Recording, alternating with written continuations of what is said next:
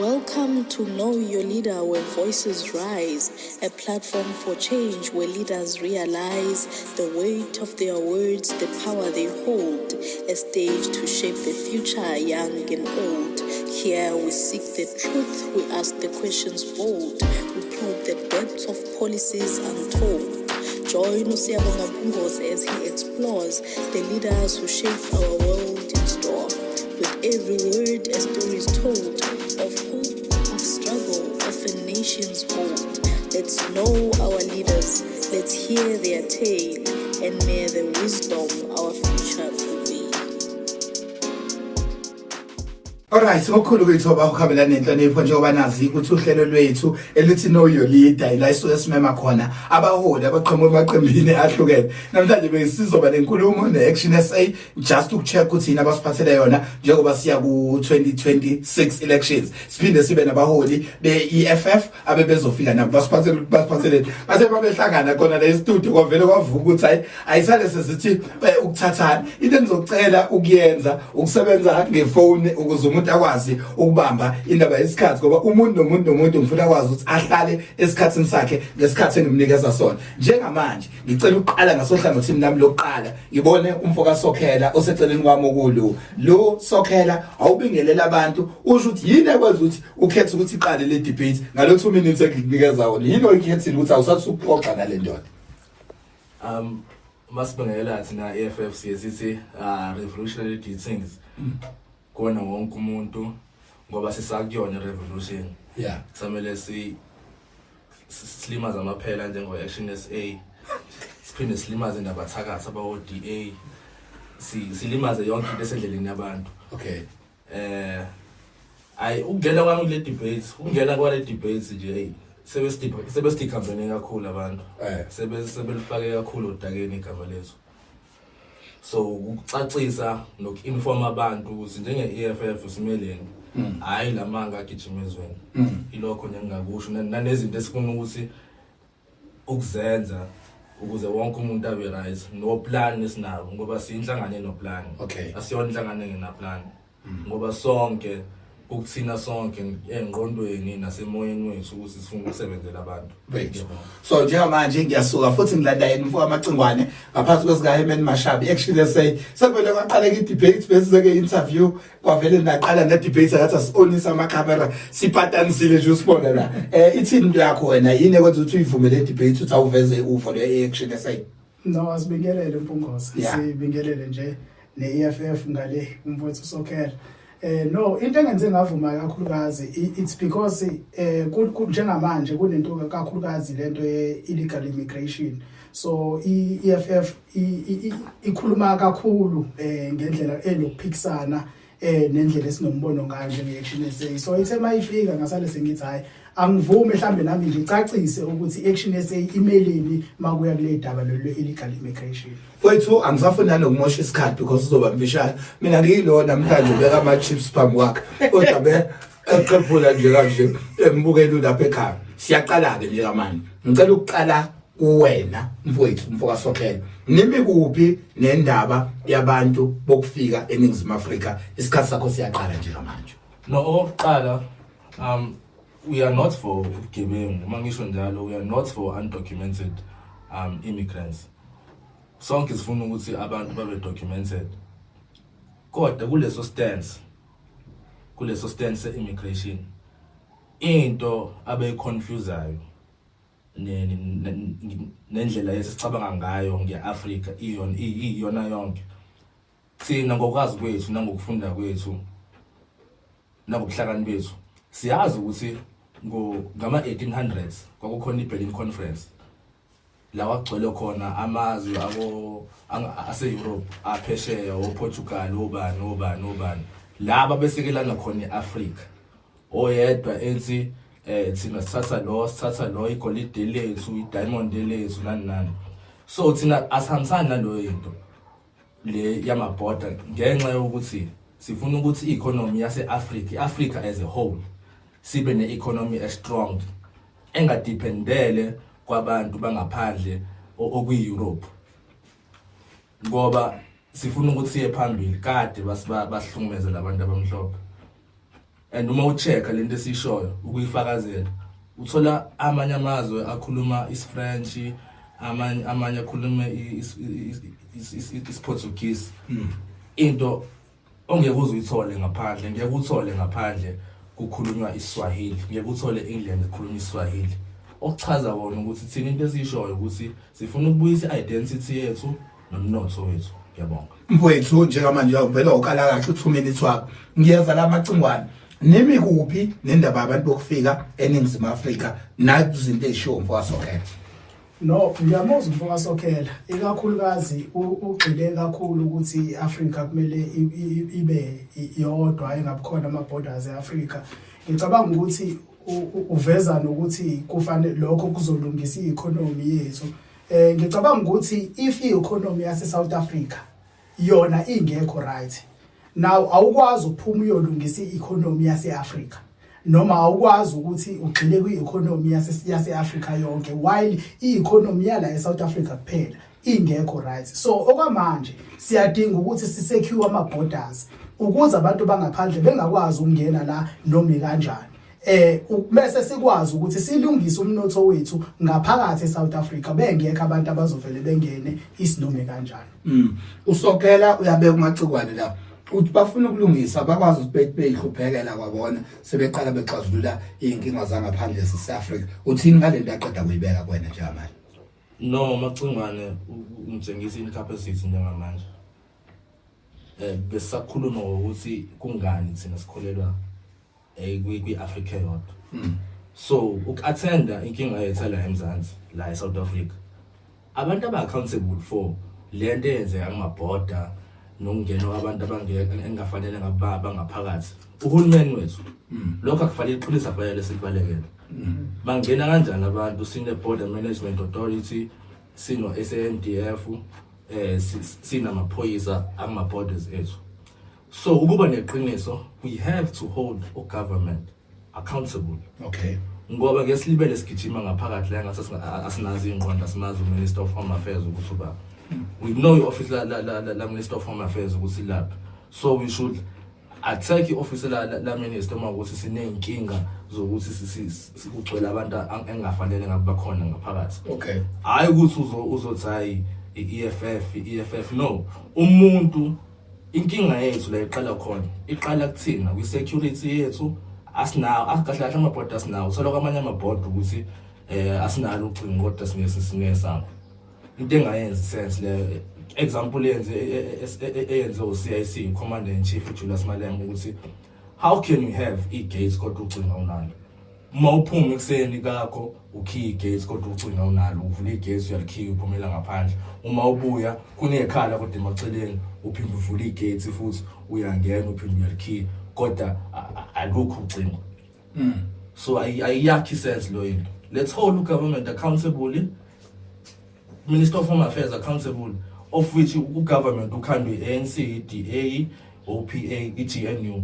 Let's hold the GNU accountable. Asiyeke ukukhomba amanye abantu abangaliphethe izwe because i-EFF ayiliphethe izwe. Okay. Why is khombi i-EFF? Why ngikhombi i-EFF? Ngoba i-EFF ayiliphethe izwe and ukufeyila kuka government we-GNU enwenza uthini ngale nkulumo ebeka kusokela nje manje. No, asikho isikhathi la sikhombe khona i-EFF. That is why amamashi esiwasupportayo ikakhulukazi i-March and March siyayisupporta kakhulu, sayisupporta iqala. Okay. Why sasiyisupporta? Because yayihambisa izikhalo kuhulumeni ophethe njengamanje. Okay. Yaya ngisho ku-premier yahambisa izikhalo, komeya yahambisa izikhalo ukuthi no uhulumeni ophethe njengamanje akenzi kahle. So that is why besiyisupport i-March and March. So indaba ye-EFF iqhamuka ekutheni i-idea ye-EFF ithi idea ye-EFF no abantu abala abangenawo amaphepha abanikwa amaphepha behlala eSouth Africa. So usho kanjani ukuthi umuntu oweqa umngcele ongene ngokungemthetho oyisigebengu ongene ngobugebengu eSouth Africa uthi wena uzomnika amaphepha ukuthi akahlale la eSouth Africa engene ngobugebengu? Asikho against i-EFF but i-idea yokunika abantu abala ngokungemthetho amaphepha ngeke isisebenzele ngoba labantu benza ubugebengu ungene eSouth Africa. So if wena usumvumela umuntu ukuthi akahlale la kusho ukuthi nabanye benza ubugebengu bengene eSouth Africa. Uyabeka la umfo wamacingwana ngisafuna nanokuyihumusha phendula from inkulumo inqumo yakhe ngiqhubeke nama-ships. No. Njengobesho ngiyamthanda ngobesho uyasho ukuthi it's an idea. But thina sinawo ama-ideas obugebengu. Kumele si-understand ilokho. That's my initial point. Okwesibili ukuthi thina masithi documents these people asisho ukuthi documents wonke umuntu. You check ukuthi umuntu njengoba esukile la esuke khona la eSouth Africa yini emsusile lapho. Because let's understand that in global politics, we know ukuthi if kune instability kwelinye izwe abantu baya-migrate from lelo lizwe behambe beyoxasha kwelinye ilizwe. That's point number one. And I can make examples. Uyabona Ukraine kwenzakalani, uyabona Iran kwenzakalani, DRC uyabona kwenzakalani, kulezi ndawo la koSudan uyabona ukuthi kwenzakalani. So njengabantu abama-humanitarians siya-understand ukuthi umuntu uyayibalekela i-danger, uyakubalekela futhi ukuthi ashone singakafiki isikhathi ngobugebengu obenziwa abantu laba ababesicolonizile. Okay, so njamanje uyabeka umfoka Sokelo uthi njamanje aba-understand i-global politics, umuntu uxoshwe izinto ezimxoshayo lapha ekhaya, nina nenza kanjani nithi nithi akuxoshwe nabantu ababhekene nalezo nkinga ayibe niqhubeka nama-ships ami wazaba? No, yabona nathi kuke kwanesikhathi la khona kune-apartheid eSouth Africa. Abantu baphuma bayocasha kwamanye amazwe besuka la eSouth Africa bayobhaca kwamanye amazwe. But abafikanga kwamanye amazwe bavula ama-spaza shops, badayisa ukudla ukulimaza ingane, benzani. So awukwazi ukuthi umuntu obhacile la eSouth Africa then usezoba ne-right yokuvula ispaza shop. Awukwazi ukusho kanjalo. Ngiya-understand umuntu ofike la ngokuba asylum seeker, siyam-understanda lowo muntu lo. But uma uzoba asylum seeker ufike la uthi uzobhaca, sesiyakubona usune-tuck shop, usune container, usuyadayisa, awubhacile phela lapho uzokwenza ibhizinisi. Kodwa umthetho wokwenza amabhizinisi uthi kufanele uma umuntu angaphandle invest imali ewu5 million kuya ngaphezulu. Engabe ispaza shop si-invest u5 million njengoba sevumela ukuthi akenze ibhizinisi la eSouth Africa kwi-economy yabantu base-South Africa. Uthi umuntu obhacile akakhombisa umuntu obhacile ngalokho evula idayisa lama-ships enceda kwathenga lamanye. Sokelo uthini ngale nkulumo kamva kwamagcingwane? UMacingwane ngiyamthanda ngoba shuthi ngizomfundisa namhlanje. Okay. UMacingwane is jumping from one problem to another problem. Okay. Namanje ngisasho. If sinohulumeni ocompetent, uhulumeni osebenzela abantu, uHome Affairs alright, yonke iminyango kube right yahulumeni, uhulumeni weGNU kube iminyango i-right.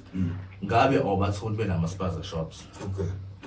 Ngoba if umuntu esengenile asylum seeker kunama-business licenses okumele walokhonje, kumele wa-aplayele, kunama-documents okumele ube nawo, kumele uregister icompany yakho through CIPC. So if bona bezoba nama-documents abavumelayo ukuthi benze zonke lezo zinto, bawathathe ama-documents. Bawathathe ekhulumeni. Yes. Shuthi uhulumeni onjani odayisayo, uhulumeni odrive i-corruption, uhulumeni ongakwazi ukusebenza, uhulumeni weGNU. Lo thina esubamba accountable.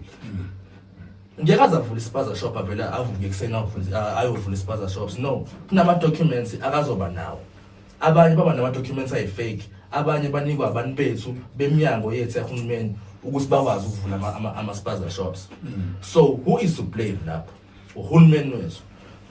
Uhulumeni manje ngichaza ukuthi nothiwa nikho kwi-GNU kodwa-ke nigcine nayisuka senine-debate. Uthini ngezinto ey'raise umfoka Sokelo uhulumeni udinga ukubanjwa abe accountable for lezi zinto lezi akhuluma ngazo. Ngeke bavula ama-spaza shop uhulumeni asebenza ngendlela ekuyiyona. Uthini wena ngalokho? No, uyabona-ke sesiyavumelana lapho. Okay. Uma sithi uhulumeni wenza into erongi la bengiphikisana nakho, bengiphikisana nombono othi if i-EFF iba ku-government izothi asidocumente abantu abanako ngokungemthetho sibanika ama documents. Okay. So lana ngicabanga ukuthi imbono isekutheni if i-Action SA iba ku government, if EFF iba ku government. So if EFF iba ku government, ithi EFF uthina sobanika ama documents laba banako ngokungemthetho. While i-Action SA ithi awukwazi ukuvele weqe border wenza ubugebengu uzongena la ezweni lethu bese thina mase si government sikunika ama documents. No, asikwazi ukwenza njalo. Kuzofanele sikubuyisele ezweni lakho. So thina sikhuluma mase i-Action SA i-government. Okay,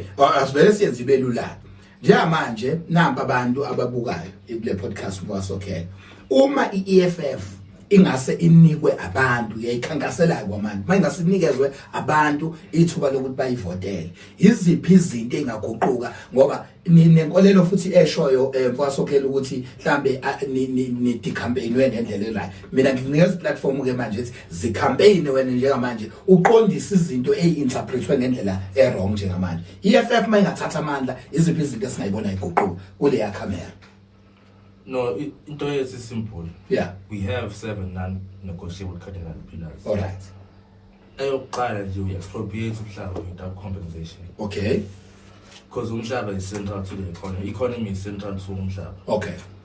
Okwesibili, we abolish ama-tenders angenasdingo. Okay. We cannot have a tender yokuclean. Okay. We cannot have a tender yokuthenga ama-tissue. Okay. We cannot have even no-EPWP, we cannot have EPWP la khona umuntu sinomuntu womkhandlu usebenza ngamasipala uqosha amaphepha kodwa uholo 15k or 20k sibe no-EPWP oholo 2k noma 1.5 okay okwenzekayo manje sizo insource abasebenzi njengoba senza naseGoli saqala ukwenza example uzoba nesifaka umashaba eBomey eGoli sizo release i-state capacity ukuze sizokwazi ukuthola wonke ama loopholes njenganga phela abantu ugcinela abantu abasebenza ku-government umuntu ugcine beyisigebengu ngesinye isikhathi so u-government wethu uzoba accountable sizoqondisa wonke umuntu obhedayo izona zonke izinto esizozenza lezo sizovula amathuba ngendlela e-right sinoplan owenza noma yini ezokwenza ukuthi wonke umuntu alingane ezweni. Okay, okwesibili kupla obona ngazo ukuthi abantu campaignayo as-EFF mhlambe bantu campaigna ngalezo zinto ukuthi abantu banganivoteli ukuqondisa statement as-EFF ground force wena ngathi no bas campaigna ngalento yama illegal immigrants. Okay, kwama policies zethu ayikho policy ethi asibe nama illegal immigrants. Okay, but ngokwe intellectual capacity yethu regarding i-political instability or inkinga ezenzeka ngaphandle if umuntu ebalekela ngala eMzansi will document lo muntu loyo ngendlela because sinazi indlela zokwenza lokho asylum sabanika abantu ubese futhi senze sure ukuthi akekho umuntu oweqa lapho. All right, akekho umuntu oweqa lapho but we still remain with the idea yokuthi one day iAfrica mangasihlangana iAfrica yonke mangasihlangana sibe United States of Africa njengoba babulala o Gaddafi babulala onkwame Nkrumah babulala wonke umuntu ozama ukuhlanganisa because see Africa si rich see Africa si sort.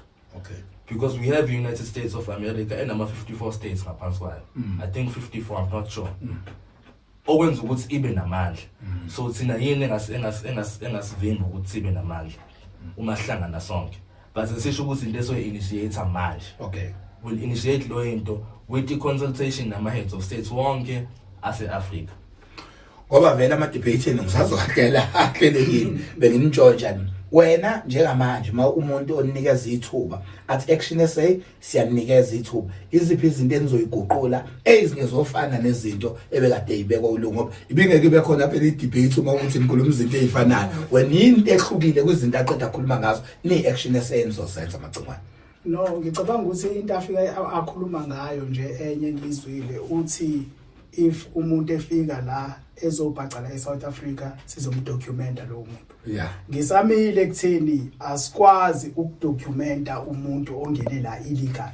So thina njenge-Action SA uma ukuthi siyangena emandleni into yokuqala esizoyenza njengoba uyibona yenzeke eTshwane ukuthi umuntu ola ngongemthetho uzothathwa ebuyiselwe ezweni lakhe. Number 2 bese sisecure amaborder. Okay. Okusho ukuthi kufanele kuqiniswe ezokuphepha emabhodini engabukhona umuntu ozovela angene la ngaphakathi eSouth Africa noma kanjani.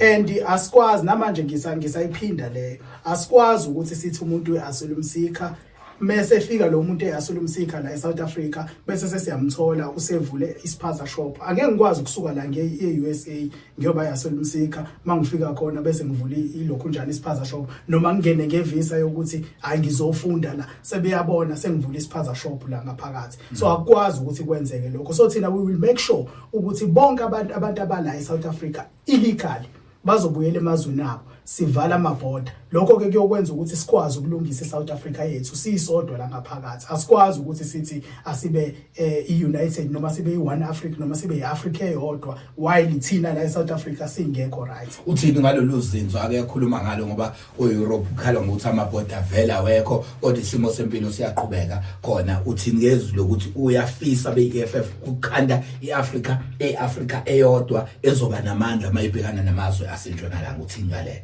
But uma usuka kwelinye izwe uya kwelinye izwe awukwazi ukuvela usuke uyongena khona ungadocumentiwe. Okay. Yeah.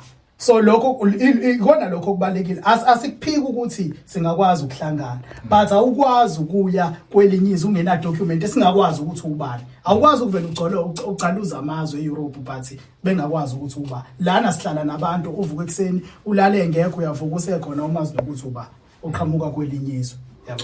Wethu ngoba thina sakwenye into ebesihlalele sokulala namhlanje. Elakho lokugcina lokukhumbuza umuntu ukuthi akuvotele iZFF yakunikeza ithuba eludede lokuyikhankaselayo manje ngoba umhla ka4 cha upresident sewukhiphile. Khumbuza abantu ukuthi ba support ama fight.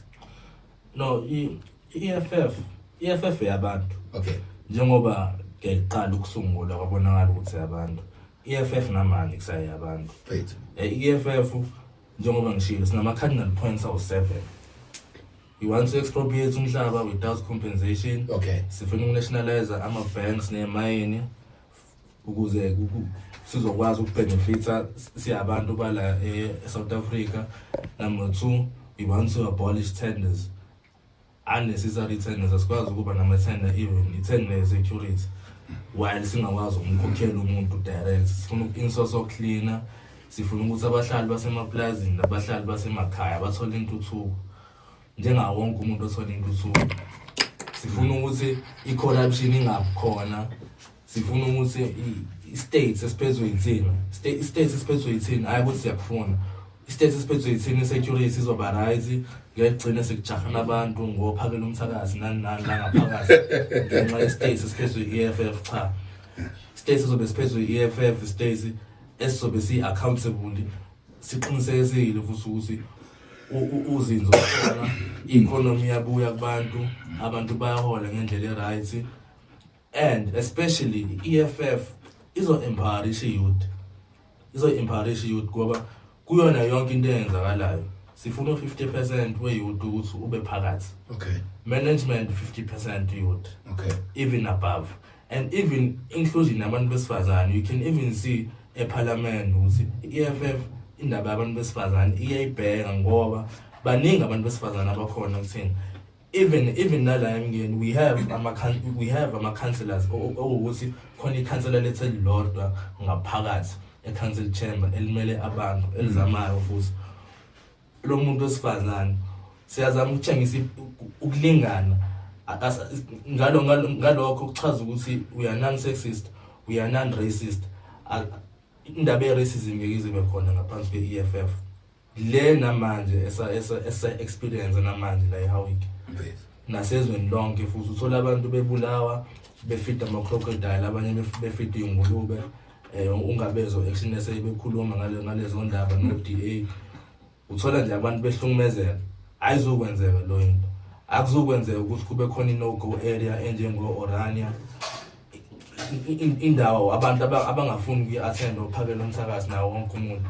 Ngesibe ne-Orania asuba nendawo la ezoba exclusive khona ukuthi ngena abantu abamhlophe kuphela kodwa into esiyulelayo equality nokuthi wonke umuntu aye phambili omdala omncane okanjani and umtshontsha nje isikhathi sakho kancane mfana Mphungose with the expropriation of land without compensation yazi singaba neplaza EFF from level yamasipala sibe ne municipal owned entity la soba khona neplaza siqashe from management kuze kuya phansi kwama unskilled uma ucabanga ngaphuma imisebenzi engakanani lapho izinto ezikanjalo sifuna ukuzenza ukuthi wonke umuntu abe included wonke umuntu adle isilife salesinkwa sala eSouth Africa. Siyabonga kakhulu lo bekumholi weEFF obe umfowethu uLu umfoka Sokhela.